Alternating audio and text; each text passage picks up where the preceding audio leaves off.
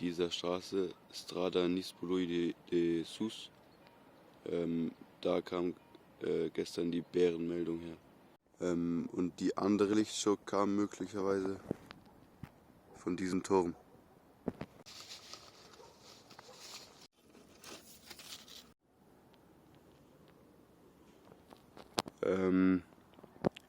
Hier nochmal der Unterstand. Da war auch mal ein Dach drin. Ist aber nicht mehr da. Ja, die Nacht war gar nicht so kalt. John meinte auch, you're gonna be freezing. Und die Wettervorhersage war 6 Grad. Aber ich habe nicht mal einen Pulli angezogen. Und war auch nicht zu kalt. Ja, ich werde gleich zur Seilbahn gehen und ins Tal fahren. Die macht um 9:30 auf.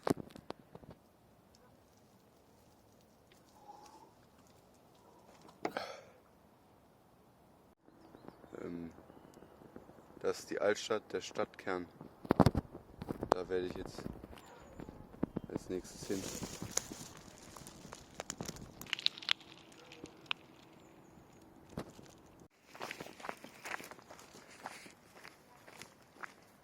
Das ist das Objekt Protejat, die Seilbahn. Entrare selle cabine. Die Seilbahn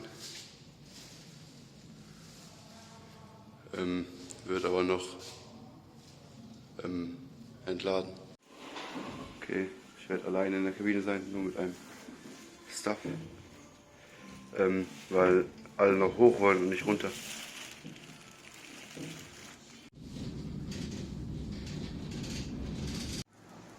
Hier ist der Marktplatz von Nah.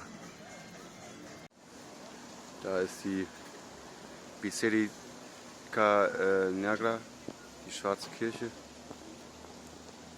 Und da oben ist der Schriftzug.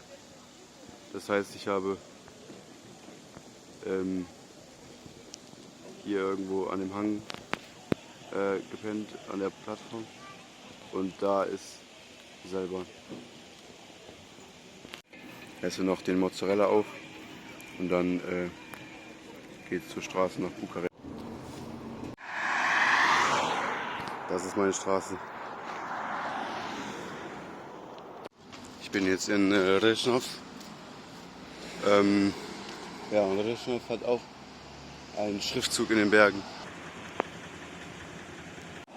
Nächster Spot, direkt vor den Făgăraș. Das sind die höchsten Berge Rumäniens. Ich bin jetzt in Bran. Hier steht das Castelul Bran, eine Burg. Und in dieser Burg hat Graf Dracula gewohnt.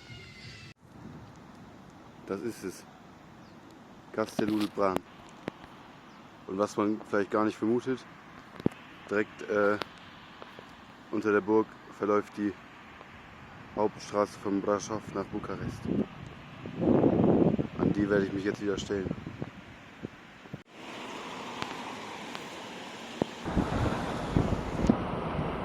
Das ist wohl noch nicht Făgăraș, hatte mir die letzte Fahrerin gesagt. Das ist Königstein und Făgăraș ist dahinter. Wir sind jetzt gerade über den Pass gefahren und es geht jetzt wieder runter. Und Dorel will mich mitnehmen zu seiner Familie und er holt ein paar Sachen ab und dann fahren wir nach Bukarest. Da wohnt er. Hier sehen wir ein Denkmal, ein Mausoleum für die gefallenen rumänischen Soldaten im Ersten Weltkrieg, 1916 bis 1918. Hier sehen wir die Machtverteilung, also die verschiedenen Parteien, die nahe gekämpft haben. Statele Antantei gegen Statele Puterilor Centrale. Und wir sehen hier, Rumänien ist rot. Die haben gegen Deutschland gekämpft. Türkei und Bulgarien mit Deutschland. Hier sehen wir den Frontverlauf mit Lichtern dargestellt. Ja, Transsilvanien, da saßen die Ungarn, also war ja früher ungarisch unter der K&K-Monarchie. Und hier unten, von da kamen die Rumänen. Hier sind die Brigaden und Divisionen, die ineinander gekämpft haben.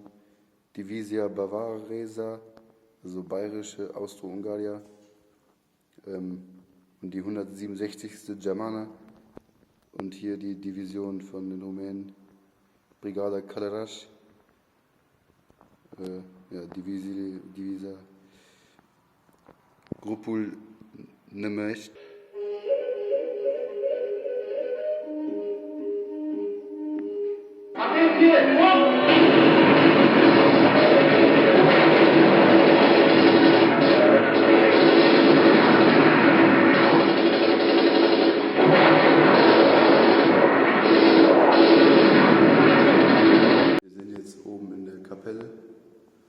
Und hier stehen alle Namen der gefallenen Soldaten. Und hier noch Knochen und Schädel einiger Soldaten. Okay, wir sind jetzt in Curtea de Argeș, die erste Hauptstadt Rumäniens, und fahren jetzt ja, in das Haus, denke ich, in den Hof. Das ist das Haus.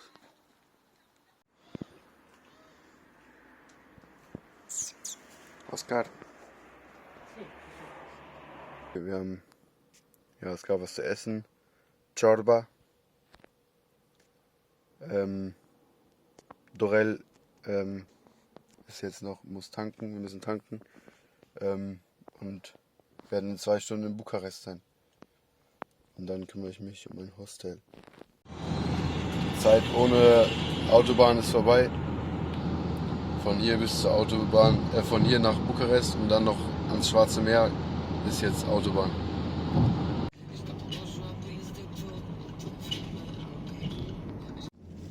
Yeah, I've read this biggest palace.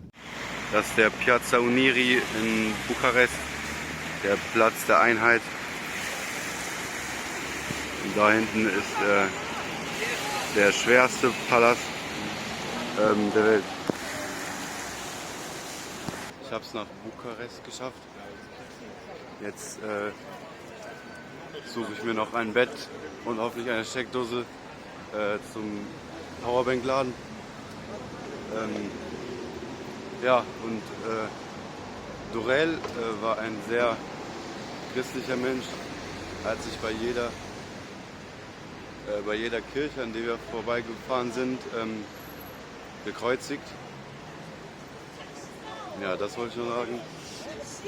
Und er war gestern auf einer Party, trinkt eigentlich keinen Alkohol, da hat er aber getrunken, er hatte einfach Lust.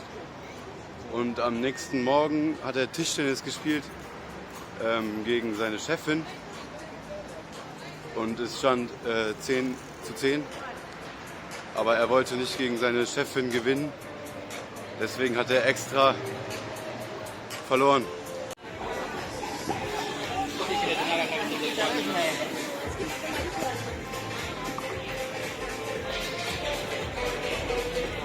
Okay, habe gerade ins Antik-Hostel eingecheckt. Hier schläft noch einer und da. Hat eigentlich, also er meinte 45 Lei. Und dann habe ich ihm nur 39 auf den Tisch gelegt. Und dann habe ich gesagt, hab nicht mehr.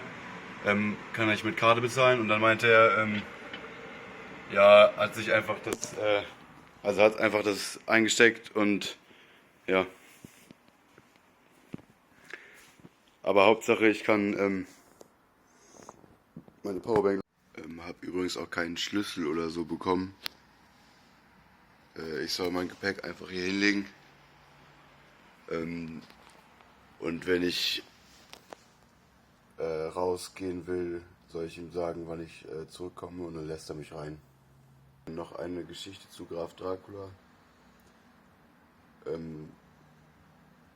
Das mit den Vampiren stimmt alles natürlich nicht. Vampire gibt's nicht. Graf Dracula war nur ein Graf, der ja, über seine Grafschaft geherrscht hat und das mit strikter Hand, mit strikten Regeln,